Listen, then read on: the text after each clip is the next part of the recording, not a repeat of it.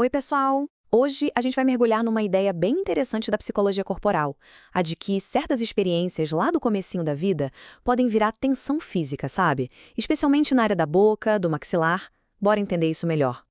Para começar, vamos pensar em como algumas sensações, tanto físicas quanto emocionais, que a gente considera super comuns, podem estar ligadas de um jeito que a gente nem imagina.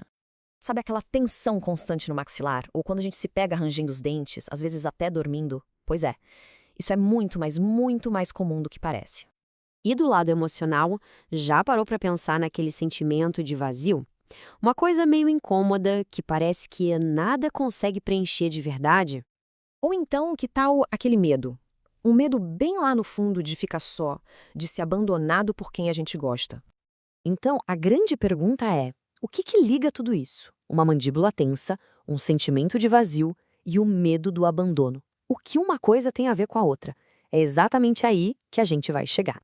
Pois bem, a resposta, pelo menos segundo a teoria do psicoterapeuta Wilhelm Reich, tem um nome: couraça oral. É esse o conceito que amarra todas essas pontas. Tá, mas o que é essa tal de couraça oral? Pensa nela como um mecanismo de defesa, quase uma armadura mesmo.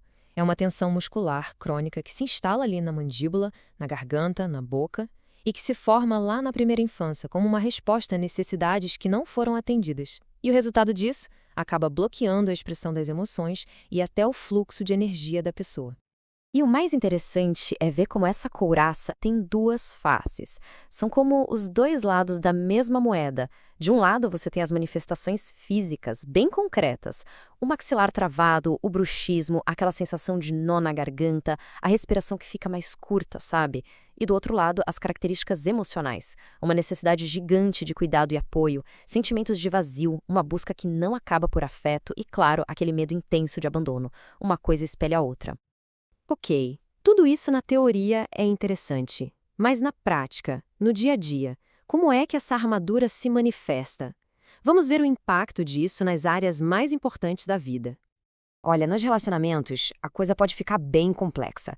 Pode surgir uma tendência de buscar parceiros que sejam meio que cuidadores, sabe? O que já gera um desequilíbrio. E aí vem o grande paradoxo. Ao mesmo tempo em que existe uma necessidade enorme de se conectar, existe também um medo profundo da intimidade. Essa tensão toda pode acabar virando ciúme, possessividade, que no fundo é uma tentativa de garantir aquele afeto, mas que, ironicamente, pode acabar afastando outra pessoa. E no trabalho? Bom, essa busca por um preenchimento que vem de fora continua. Isso pode aparecer como procrastinação, aquela coisa de ficar esperando um empurrãozinho externo para começar as coisas. A pessoa pode se tornar muito dependente de elogios, de validação dos outros.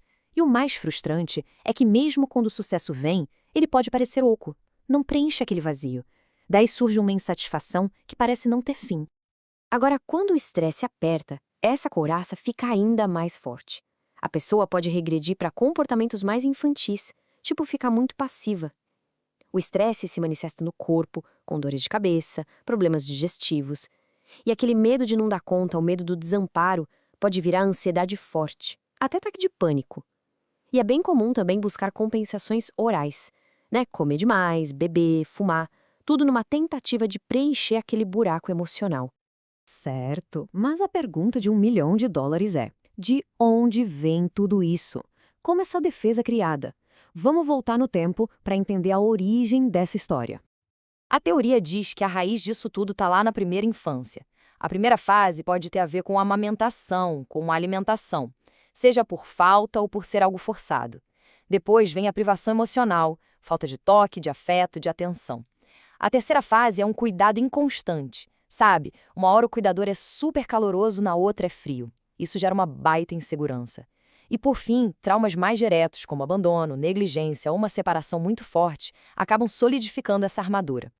Mas calma, tem uma luz no fim do túnel. A boa notícia é que, segundo essa mesma teoria, essa tensão toda, por mais antiga que seja, pode ser trabalhada, pode ser liberada. Vamos ver qual é o caminho terapêutico que se propõe para isso. Então, a abordagem terapêutica é bem completa. Ela trabalha em 4 passos. O primeiro é a liberação física mesmo, com massagens, exercícios para soltar toda essa musculatura tensa da mandíbula, pescoço, garganta. O segundo passo é focar na respiração, para restabelecer uma respiração profunda e mobilizar essa energia que está parada. O terceiro é a expressão vocal, usar a voz com sons, choro, grito para liberar o que está entalado na garganta. E por último vem a integração emocional, que é o momento de conectar sensações do corpo com as memórias do passado e a partir daí construir novas formas mais saudáveis de lidar com as coisas. E no fim das contas, o grande objetivo de tudo isso é o quê? É dissolver essa armadura para liberar a vitalidade que ficou aprisionada. É permitir que a pessoa consiga sentir e expressar o que ela precisa de um jeito muito mais autêntico. Então, para a gente fechar, fica aqui uma reflexão. E se os nossos corpos, com todas as suas tensões, dores e nós, estivessem guardando as histórias que a nossa mente às vezes não consegue contar? É uma ideia bem poderosa para a gente pensar, né?